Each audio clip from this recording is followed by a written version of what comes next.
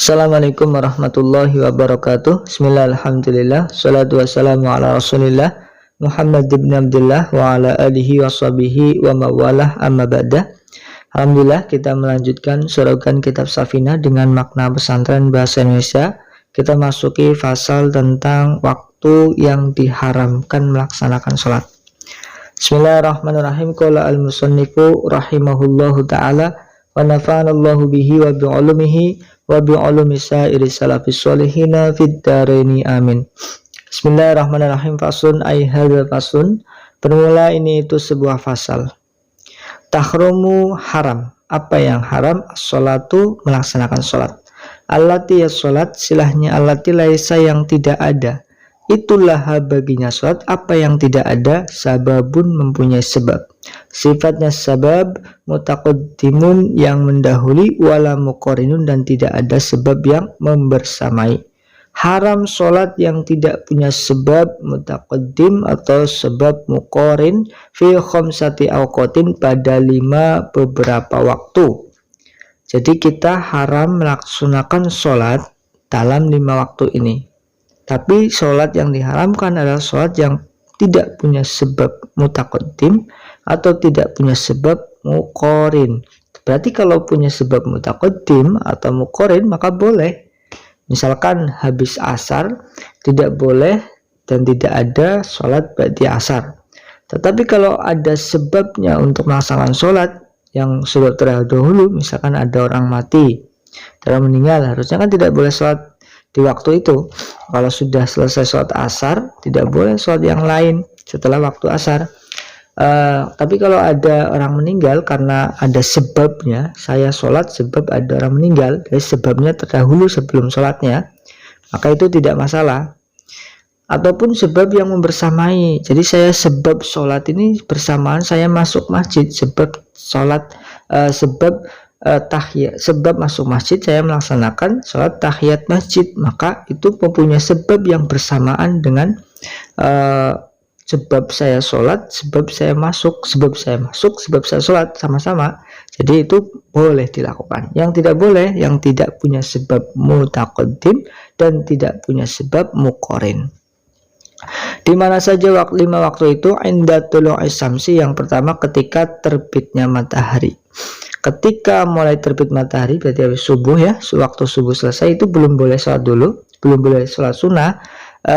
Nunggu sampai hatta tartafi'a, ini hatta tartafi'a, sehingga naik matahari qadra rumhin, sekiranya 1 tombak. Jadi kira-kira matahari misalkan subuh selesai itu 5:30 kurang 10 menit misalkan ya, berarti nanti nunggu sampai jam 6 kurang berapa, 1/4, sudah agak naik mataharinya, baru boleh sholat duha. Hatta tartafi'a qadra rumhin. Wa indal istiwa'i, dan yang kedua ketika matahari tepat di atas, fi ghairi yaumil jumu'ati, pada selain hari Jum'ah, hatta tazula, sampai bergeser mataharinya. Waktu yang kedua adalah ketika matahari tepat di atas, waktu istiwa. Itu belum boleh sholat sunat kalau bukan hari Jumat. Kalau hari Jumat boleh. Pengecualiannya itu hari Jumat. Sampai kapan belum boleh sholat? Sampai masuk waktu sadur, hatta tazula, sampai mataharinya bergeser sedikit ke arah barat. Tadi sudah masuk ke duhur. Wa indal isfirori, dan yang ketiga ketika matahari menguning, hatta taghruba, sampai terbenam asyamsu, mataharinya. Wa ba'da sholat, ini ketika sore-sore ya, habis sholat asar ya, itu matahari kan kalau menjelang maghrib menguning ya, itu belum boleh sholat sampai maghrib, nanti kalau maghrib baru boleh. Wa ba'da sholati subhi, dan yang keempat setelah sholat subuh, hatta tatlu'a, sampai terbit asyamsu, mataharinya.